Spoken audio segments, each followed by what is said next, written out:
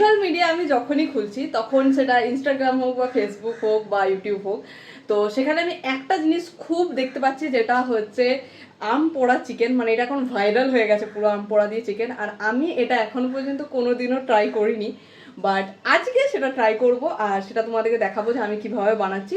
আমি ওইভাবেই বানাচ্ছি যেভাবে দেখেছি আর কি আমিও ভিডিওতে, তো সেভাবে বানাবো। আর চলো দেখা যাক কেমন খেতে হয়। আম পোড়া চিকেন বানানোর জন্য আমি এখানে চিকেন নিয়েছি। আমি জানি এটা খুব কম, কারণটা বলছি। আর তার সাথে এখানে আমি দুটো আম পোড়া আর এখানে একটু রসুনটাকেও পুড়িয়ে নিয়েছি, দাঁড়াও দেখাই তোমাদেরকে। এই যে রসুনটাকেও কিন্তু আমি হালকা করে পুড়িয়ে নিয়েছি। আর দুটো আম পোড়া আছে কারণ একটা আম দিয়ে তো অবশ্যই আমের শরবত বানাতেই হবে। আর তার সাথে সাথে এখানে আমি কিছুটা পেঁয়াজ কুচি আর কিছুটা আদা থেতো করে নিয়েছি। শুভকে আমি যা বানিয়ে দিই, মানে আজ পর্যন্ত যা বানিয়ে দিয়েছি আর কি, তো যেটা আমি বানিয়ে বলি যে আজকে এটা বানাবো বা এটা বানাবো ভাবছি, তো ও একটাই কথা বলে, হ্যাঁ ঠিক আছে বানিয়ে নাও, খেয়ে নেবো। ওর খাওয়ার কোনো জ্বালা নেই, সব খাই, খেতে চায়। কিন্তু আজকে যখন আমি বললাম সকালে যে আমি আজকে আম পোড়া চিকেন বানাবো ভাবছি, তো আমাকে বললো যে খেতে কি আমি পারবো, কারণ এটা আমরা কেউ প্রথমে ট্রাই করিনি, বাট একটু শুনতেও কেমন লাগছে আম পোড়া দিয়ে চিকেন।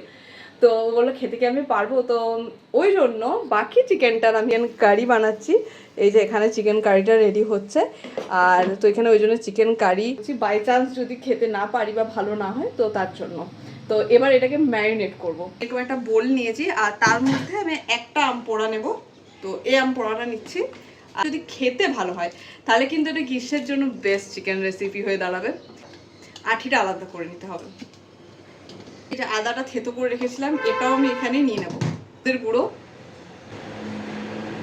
ধনে গুঁড়ো, জিরে গুঁড়ো, এটা একসাথে মিক্স করা আছে ধনে জিরে। এ নয়, সেটা হচ্ছে এখানে নুন, তো সেটাও অ্যাড করব। আমি এটাকে ম্যারিনেট করব, মাখিয়ে নেব। তো করে নিয়েছি ভালো করে। ওকে, তো এবারে এই রসুনটাও আমি এই মিশ্রণটার মধ্যে অ্যাড করে দেব।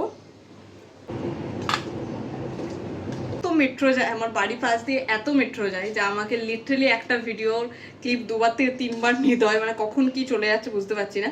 তো তারপরে এই যে রসুনটা দিয়ে কিন্তু এখানে আমি ভালো করে থেতো করে মিক্স করে নিয়েছি। আর এটাকে আমি 10 মিনিটের জন্য এখন ছেড়ে দেবো। আমি সর্ষের তেল নিয়ে নিয়েছি আর তার মধ্যে সেটা গরমও হয়ে গেছে। তার মধ্যে যে পেঁয়াজগুলো যে কুচি করে রেখেছিলাম সেই পেঁয়াজ কুচিগুলো এখানে আমি অ্যাড করে দেবো ভালো করে। তারপর আমি চিকেনটা অ্যাড করে দিচ্ছি। পুরোটা দেখাতে পাচ্ছি না কারণ ভীষণ গরম লাগছে, আর দেখতে পাচ্ছ আমার কি অবস্থা হয়ে গেছে ঘামে। তো ওইটা অ্যাড করে দিচ্ছি।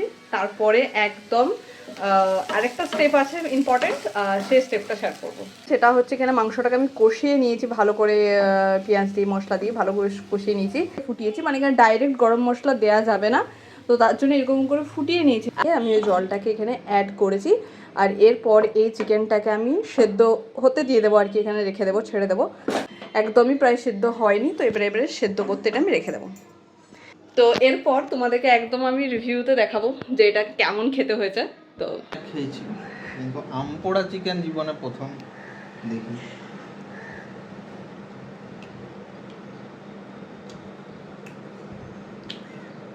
একটা টক টক ফ্লেভার আছে, ভালো হচ্ছে।